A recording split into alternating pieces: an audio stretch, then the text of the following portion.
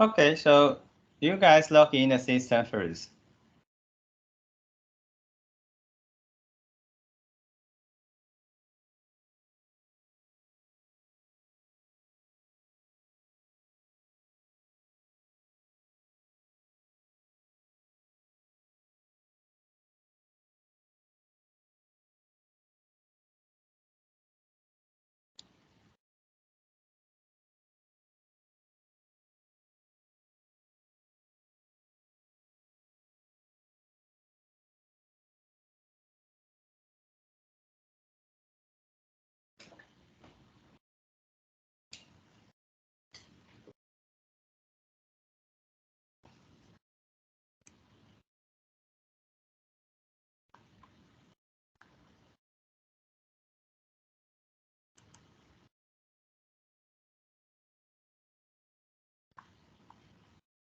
All right, I think you guys can continue. Or maybe you can use the picture to finish the registration. So last week we finished the discussion by providing some of the supplements, right? So right now, let me have one of important result. I mean, to demonstrate how to apply the supplement to reach some conclusion. So look at this. Let me check.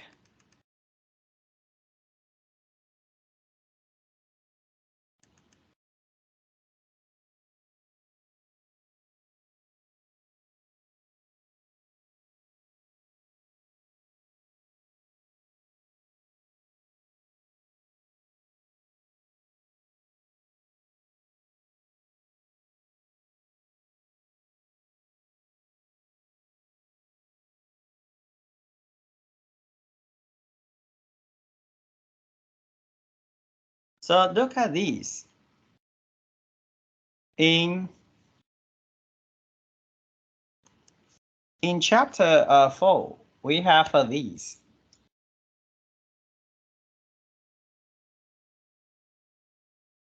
Where we have this confidence interval, right?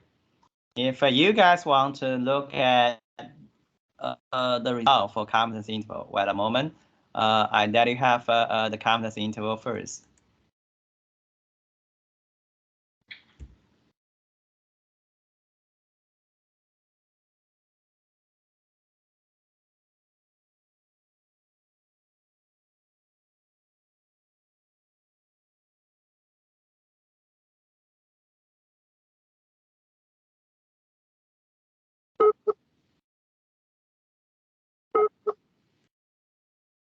Maybe I use PPT slides. So let me switch again.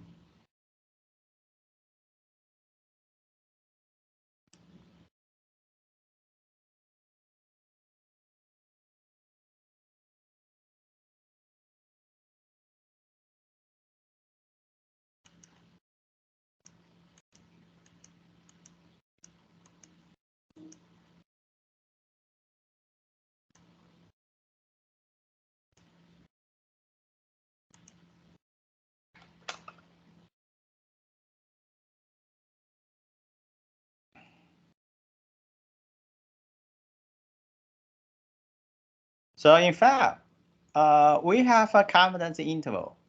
So right now, look at these. Initially, we have the result like this.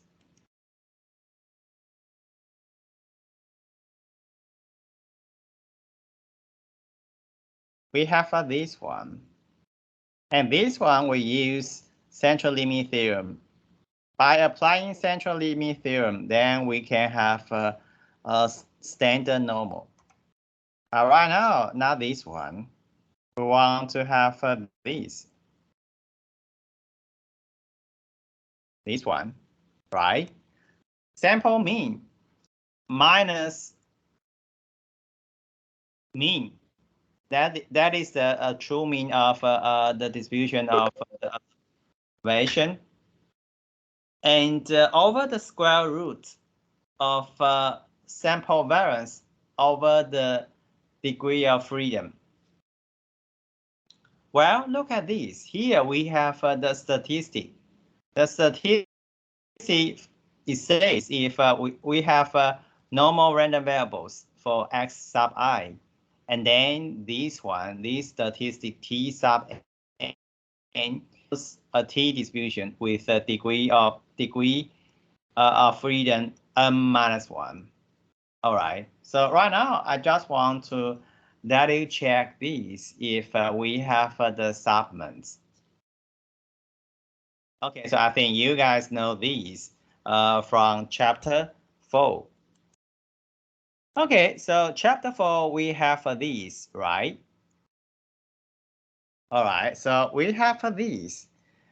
And it says O sub I follows normal.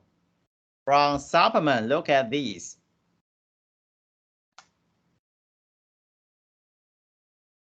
Sample mean. Actually, it's the summation of O sub I over N. Think about this. In supplement, we have the result follows normal. Where we have the result, the same. If I use supplements directly.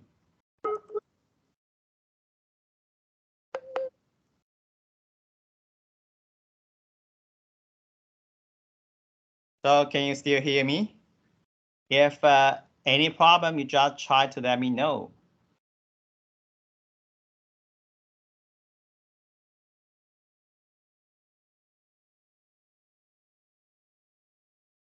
So I just use useful results. Using the useful results, we can use this one.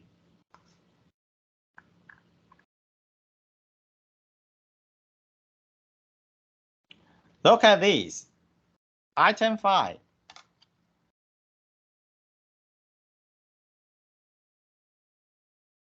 Normal, right? And sum follows normal. Okay. And also here, item 2, normal. All right. I just try to emphasize this. B. Why I use B? Because we have a sample mean. Sample mean, first step, you need to have a sum. Second step, you need to over N. So using the useful results 5 and 2, then we know we should have the normal. Okay, so the parameter of the normal, you guys can follow item 2 and 5 to have the results. So this is the first one. Wait a moment. So using item 5 and 2, you guys can check these. It follows normal. Actually, no, the normal here still have the same mean, mu. And in supplement, in chapter 4, we already know the results already. The sample mean has the variance, not standard deviation. The variance sigma square over n. So you can use this way by using item 2 and item 5. We know we still have normal. And right now we use a statistic. Sample mean is an unbiased estimate. So we have this mean still the same.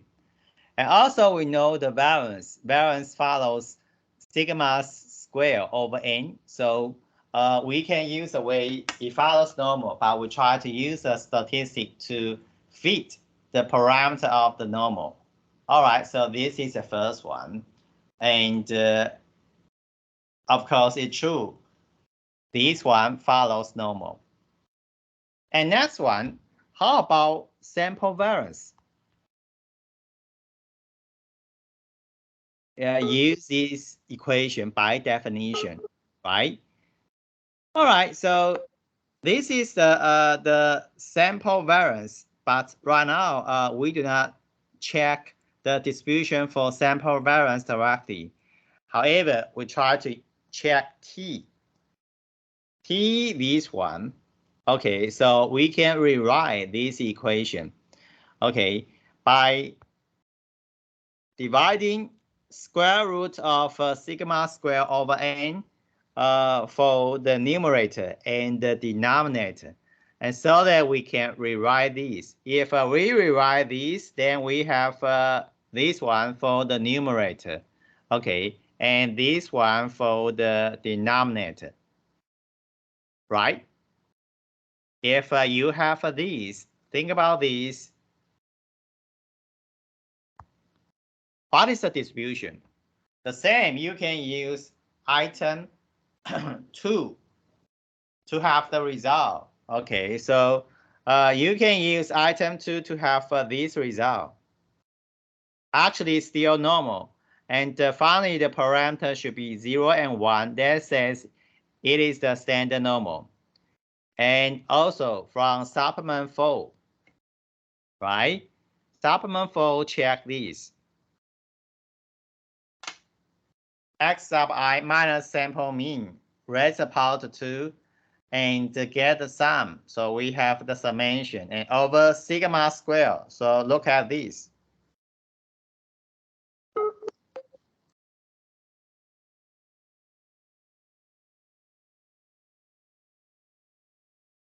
This one.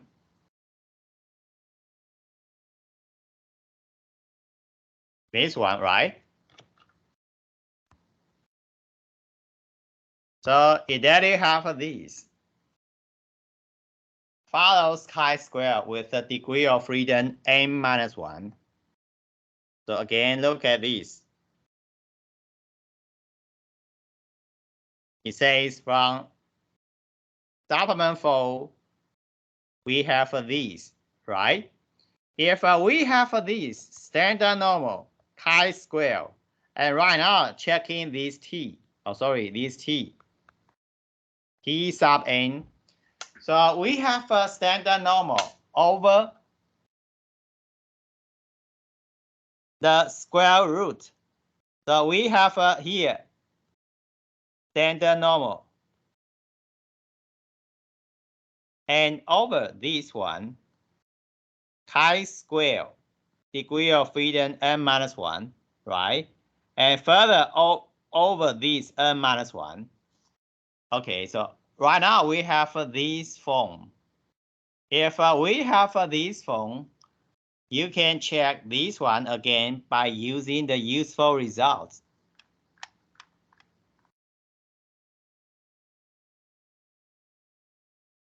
This one. Standard normal, chi-square over its degree, right? And then follows t distribution, right? Therefore, we have these.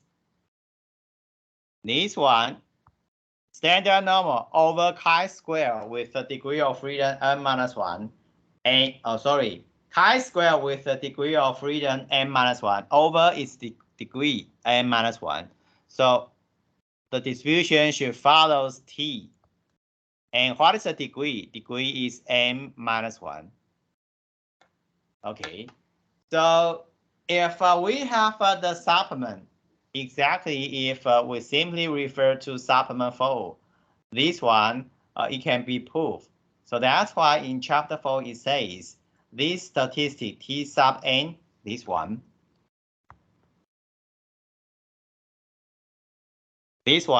follows T distribution with a degree of freedom n minus 1. So that's why talking about the confidence interval, based on the assumption, all observations follows normal, and then we can have a T distribution for the confidence interval, and that's it. So this is an application to proof, the proof of t-distribution. And that's it. I think you guys can understand me, right? So this is the ending for the supplements in chapter 4. Actually, in chapter 6, later we will discuss. We also follow some of the results in the supplement or some of the result in chapter 4. Okay, that's it. This is the first discussion to end the supplement of chapter 4, or totally to end chapter 4. Up to now, is it okay? Or any question? If yes, please let me know. About this, okay? The same. Let me check. All right, so that's great. I asked some of you guys to let me have the feedback. So right now, let me check. Darong, any question about the proof? I think the same. If okay, you can send me the message. Or maybe you have some question. Likewise, you can let me have the message through Skype as well. So Darong, is it okay for the proof? Talking about the t-distribution for the confidence interval.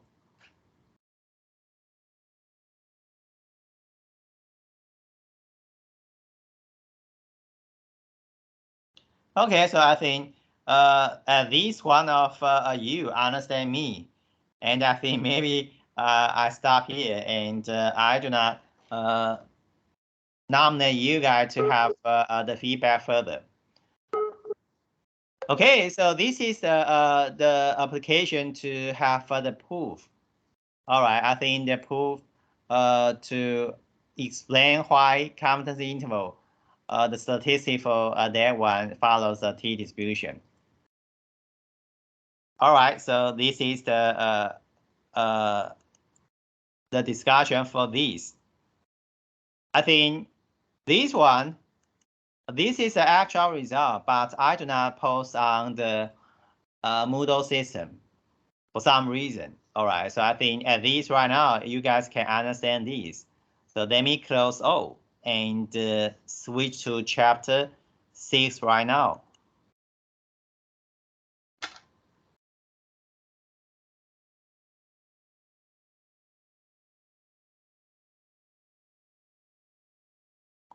All right, so I switch directly and let them open and let us check chapter 6. So let's say I skip chapter 5 and right now go directly to chapter 6. If you are interested in some of the discussion of chapter 5, left to you guys to check, and I skip it.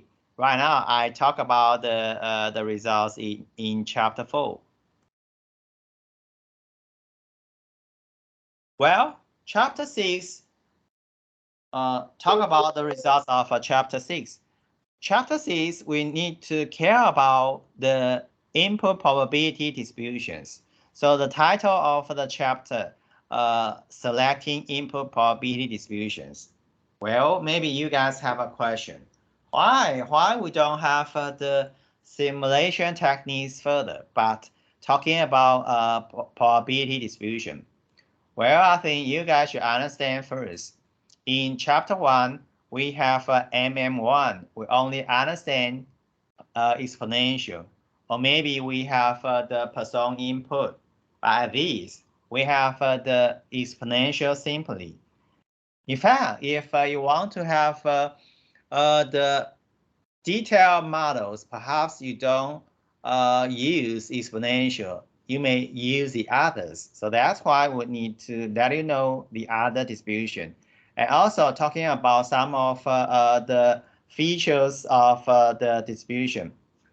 If we want to talk about these, we need to apply some of the results in chapter 4, including the supplements, and mostly in the supplement. So at least that you know the results using those supplements. So if necessary, actually you can look up.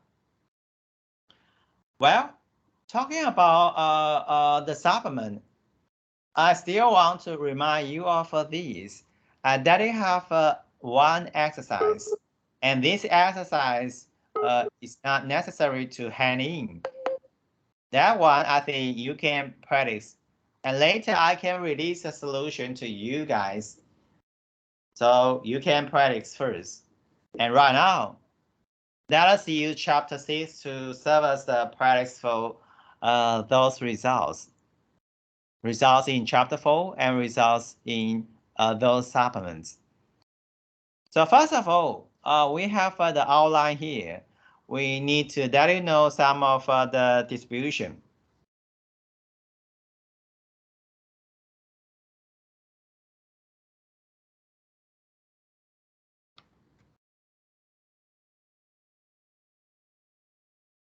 So we have the introduction first, and then we let you have the useful distribution. And some of the contents here, perhaps I may skip, right? And later I will let you know. But these we have these, and you see hypotheses, right? So that's why in chapter 4 we let you have the hypotheses as well. And in fact, we have 3 main activities.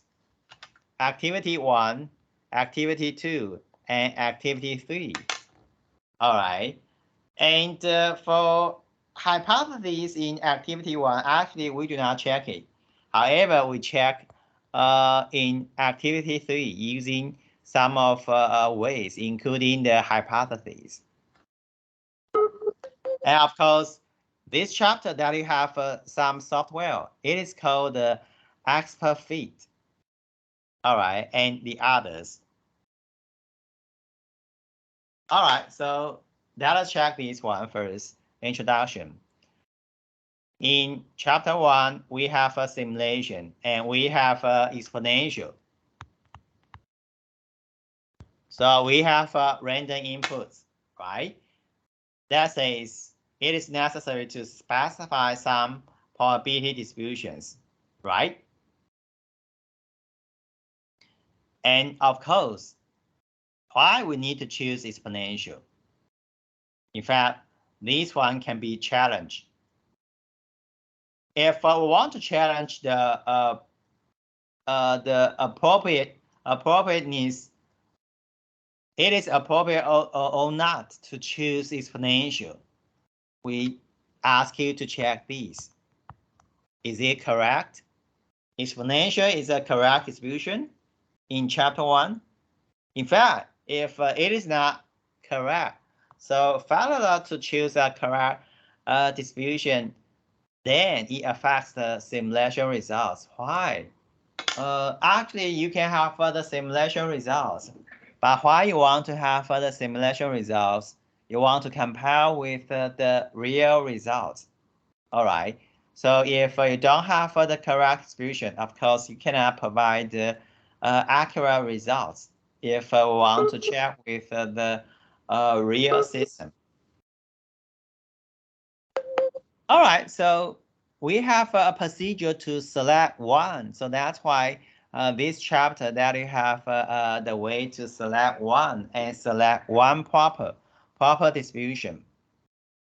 So we need to have the process. Which one fit the input distribution best? Okay, so we need to fit the best distribution. And so that we can have the possible selection. For example, exponential or the others. For example, we may have a gamma, normal, log normal, or well-balanced distribution, and the others, right? If you want to know why we want to have the selection, check the field manufacturing. We may have the random resources, actually random source.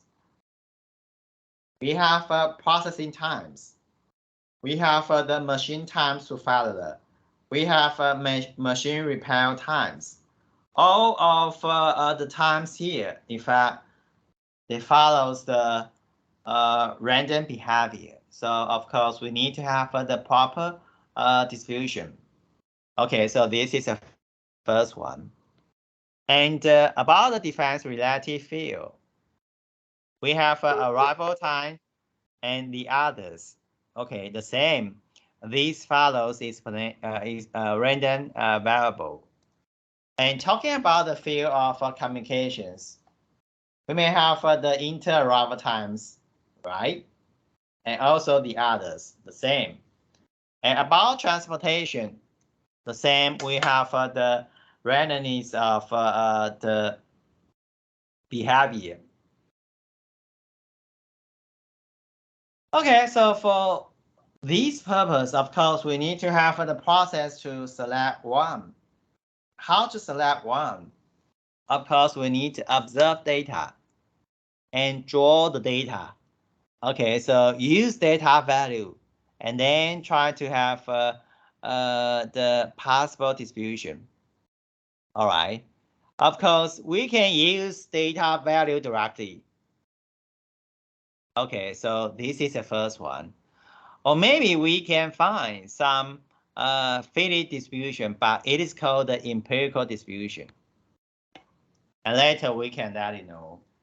Or maybe we can select one theoretical distribution to represent the data. It doesn't mean the original data or the data you observe, but at least this distribution can mimic the behavior of the input data. So that says if I want to select the input, we may have the three approaches. The first one, use all the collected data directly. The second one, we try to define some distribution, but the distribution, it is not the standard distribution. Later, we can let you know what is called the standard distribution. And the final one, we follow the standard distribution. It is called the theoretical distribution, and use a theoretical distribution to represent the data. And the first one we call trust-driven. Second one we call empirical distribution. And the third one called standard distribution. Right now, let us have the comparison. Provide you the pros and cons. Pros means advantages. Cons means disadvantages. Look at these. Trust-driven. For trust-driven, how about the advantage? It says it's a really direct way. Okay, and also this one valid for the real world. However, it is a direct approach, but we cannot have a generalized approach. So not generalizable. Why not generalizable? Because we have the fixed observed data, fixed actual data. So of course, not generalizable. And next one, empirical distribution. Empirical distribution fall in between the two. So we have fairly valid. All right. And fairly direct. Of course, it's simple. Right? However, check these empirical distribution. Sometimes we have some limitation. Okay. Why limitation? Because using the observed data, maybe you think only the range here, but it doesn't mean this range. In fact, we need to have the other possible range.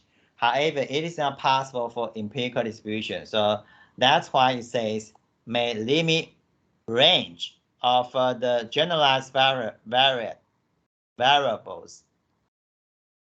Well, talking about the third approach, generalizable, right? Because we can have the selected distribution, but sometimes may not valid. or sometimes maybe it is difficult. All right, so these are the three approaches, and each of them has its pros and cons. So we have the table. You can use the table to check the comparison among the three approaches. All right, so up to now, you guys can use this one. We have these, and which is the goal for us. In fact, later we will set the goal to these and also to these. So we want to let you know the standard distribution and also try to let you know how to have the empirical distribution. About the trust driven, it says we have the actual data. So is it necessary to have the further discussion at this moment? In fact, no, because we have the actual data directly. So it is not necessary for us to have the further discussion. So that's why later we will discuss how to have the standard distribution and also how to have the empirical distribution. So we focus on the two. Okay, so focus on the two. First of all, let us check the standard distribution, and that we will let you know how to have the empirical distribution as well. So look at these. For the useful probability distributions, well, to have the useful probability distributions, in fact, it's really easy. If we have some selected distribution for discussion, then you will have the selected distribution. And actually, the authors of the test will select some of the useful probability distribution for the discussion by checking continuous random variables, discrete random variables, and also let us have the empirical distributions. So it says we can have the selected distribution. First of all, family of continuous random variables. And later we may have the discrete and also the empirical distributions. Well, let us focus on continuous distributions. Here, if we want to check continuous distributions, in the following we introduce three types of parameters. First one, we may have a location parameter. And the second one, we may have the scale parameter. And the final one, we can employ the so-called shape parameter. Even we have the three types of parameters, it doesn't mean we always have these, but if possible, we may have the three types of parameters: location, scale, and the shape parameters. So first of all, let's check location. Location parameter gamma, actually gamma here. Gamma here, it serves as the shape parameter. Okay, so if we have this idea, given x, and how about these? Or how about these? If we have this way, and then we can call such a parameter is called the shape parameter or called location parameter. For example, it says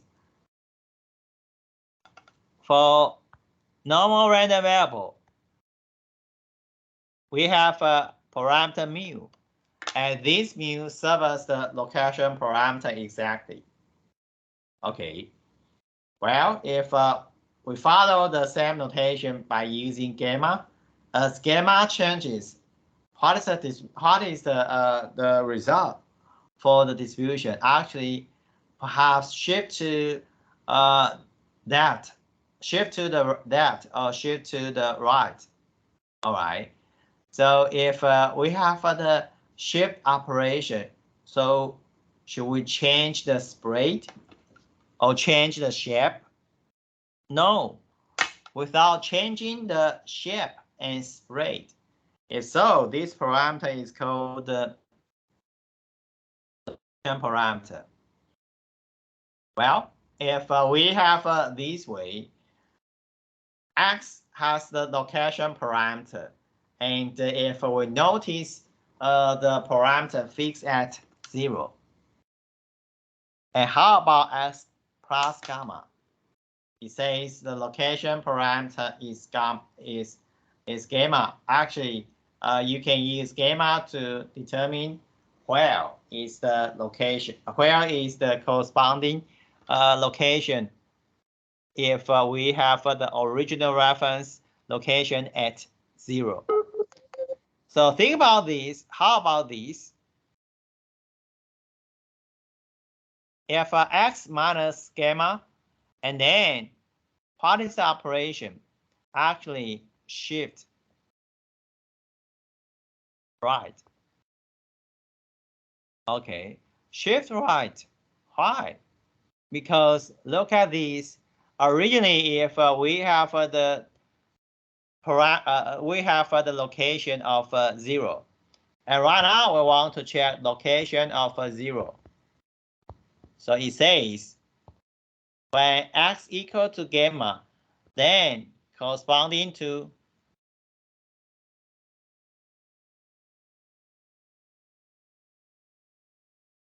x equal to 0 originally. So 0 and gamma, what it means? Something like we move 0 to the position of gamma, and then we have the corresponding value for that random variable. So that's why this one shift right, and this one shift left. Okay. All right, so if we have some property like this, and this parameter is called location parameter or called the shift parameter, is it okay for the first parameter, gamma? Well, I assume it is okay for you guys at this moment. So let me continue. And the second one, it is called the scale parameter. Okay, scale parameter, perhaps we can use a notation beta. Follow the name, of course, scale parameter determines scale, or units of a measurement, or spread of a distribution, right? If we take normal distribution again, sigma, standard deviation for the sigma, actually, it is an example of the current scale parameter. Well, if we observe the changes of beta, here, if we have this as beta changes, what happened? And then compress. The shape will be, maybe we don't call the shape.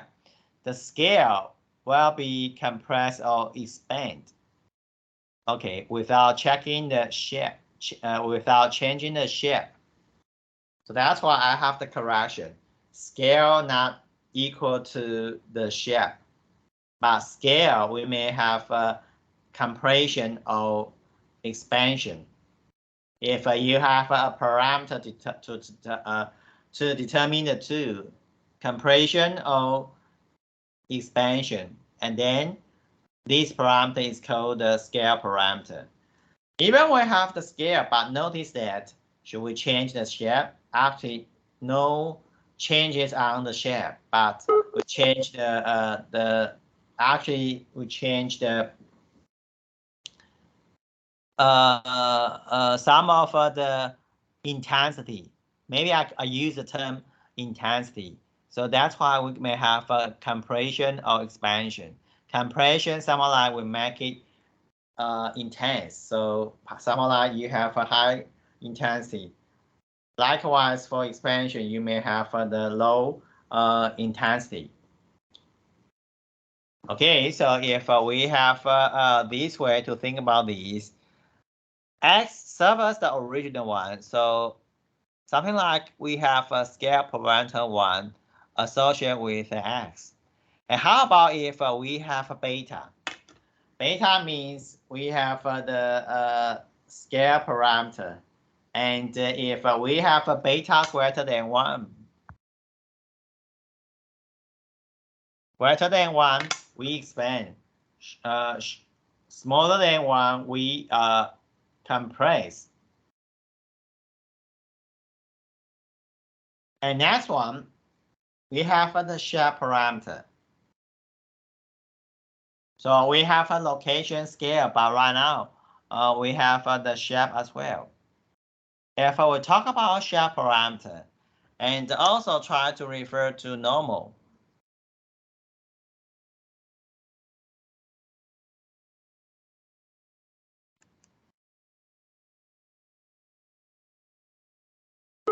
If we focus on normal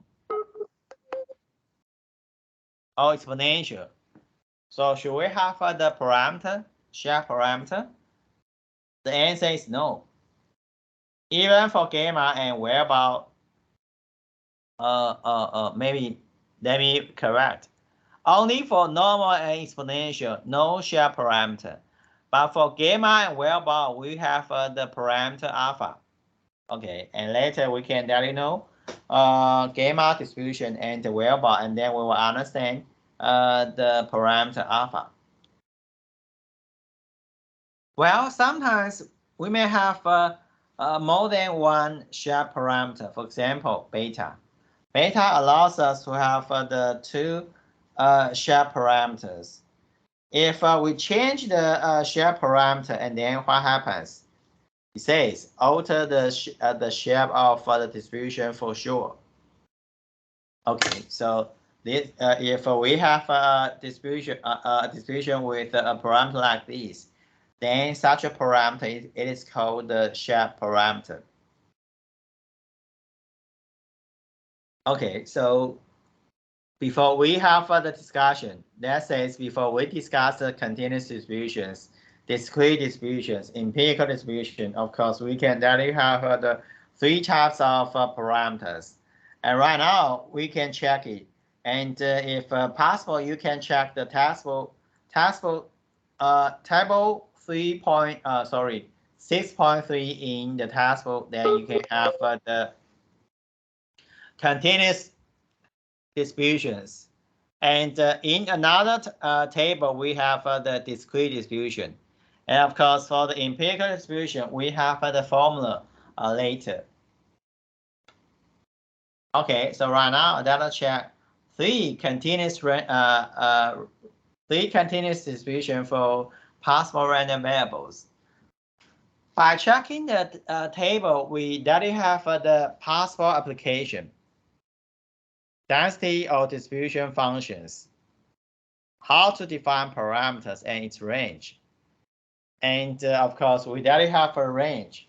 And also, we directly know how to have the sample mean, sample variance, and where to have the mode.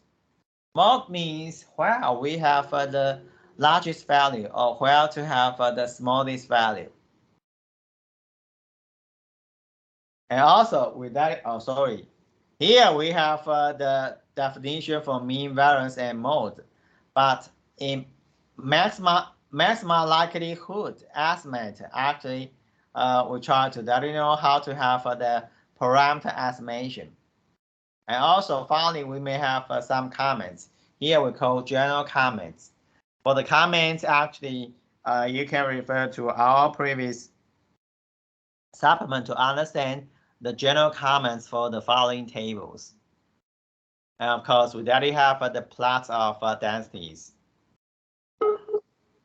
Well, for continuous random variable, of course, we can check the easiest one, and we have a uniform. Okay, uniform, we can have the notation U. All right, so for uniform, why we want to apply uniform? Okay, so before we have the formal discussion, I still want to emphasize we follow the list here so that you know why we want to apply these and what are the possible functions and etc. So later we follow this list to check all the possible distributions. So that's why we check these uniform first. And uniform first of all, you can follow the notation, right? U, and from A to B. So we have a parameter A to B. And why we want to apply uniform? So possible application, it says the first model. It says if you don't have any idea, this is the first one. If you have the first one, actually look at this. If I would set A to 0 and B to 1, this one, in fact, it is a necessary one. And this necessary one in chapter 1, we tell you how to generate this already. However, in chapter 7, if you want to know all the details, you can refer to chapter 7. All right, so why we want to use uniform?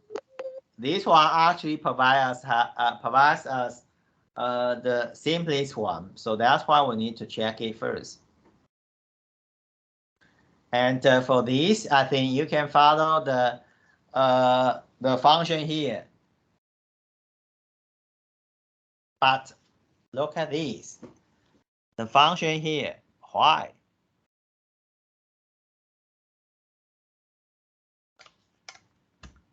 In fact, you can use the plot to assist you to have the result.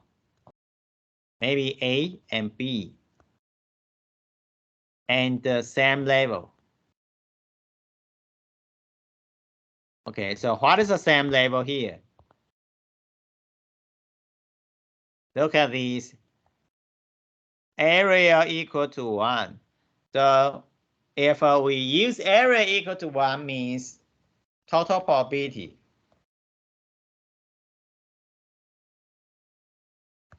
Of 1, right?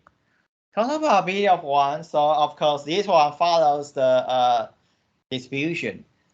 Okay, if we follow distribution, so we can find the label. Okay, so the label here.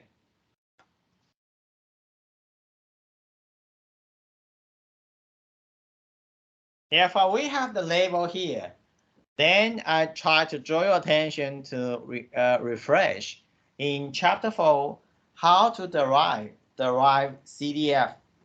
You can have the integration, right? By using the integral, you can have the CDF.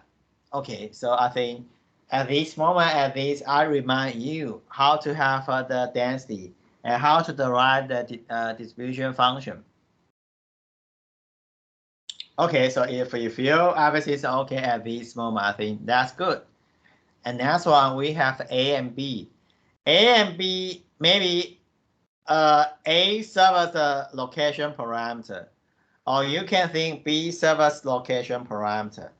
But B minus A here, we call this one serves as the scale parameter.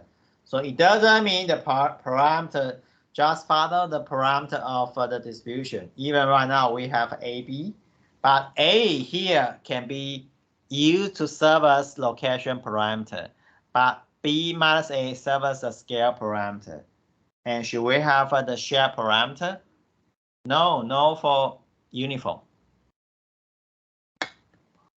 Okay, so here we have the plot for PDF, right? And you can understand the label because of unit area. And for the further discussion, you guys should understand how about range, of course, from A to B. And how about mean? It's A plus B over 2 and variance. I think this one you can check. How to check? Let me show you these.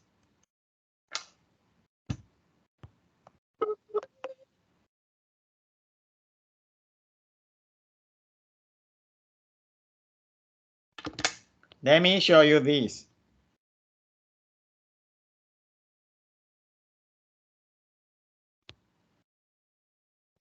For mean, how to have this one. So how to have this from 0 to 1 and x, right? And then You have these.